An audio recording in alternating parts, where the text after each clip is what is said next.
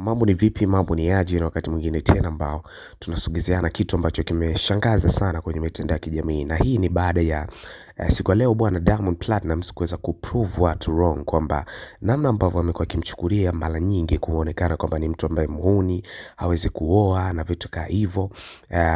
Imekuwa ikimwathiri sana kwa upande wake, lakini kwa hivi sasa ameamua kuweza kuonesha baadhi ya picha na videos ambazo zilionekana akiwepo anafunga ndoa na mwanamke ambaye alikuwa anampenda sana na bado anaendelea kumpenda, nikimzungumzia Zuchu ambaye anaenda kwa jina la Zuhura Othman, jina lake halisi kabisa.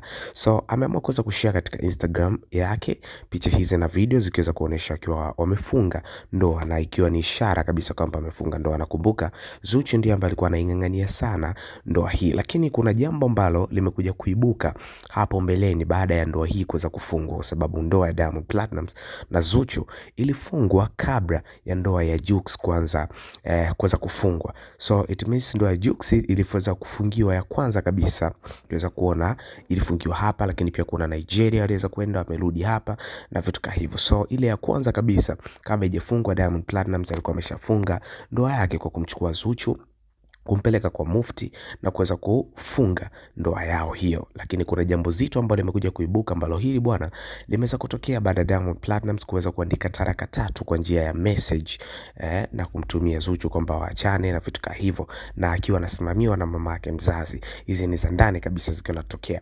So jambo hili bwana limeweza kumfanya Zuchu kuweza kujikuta analia sana nyumbani kwa mama yake, na muda wote anakuwa anatoka tu na machozi, anagoma kula na vitu kama hivyo, kitu ambacho of course kimekuwa ni stress sana kwa upande wake wa Zuchu, na hii sababu kubwa bado haijaweza kujulikana. So next video nitaweza kukupa sababu ni ipi ambayo imeweza kusababisha breakup nzito kati ya Zuchu na Diamond Platnumz.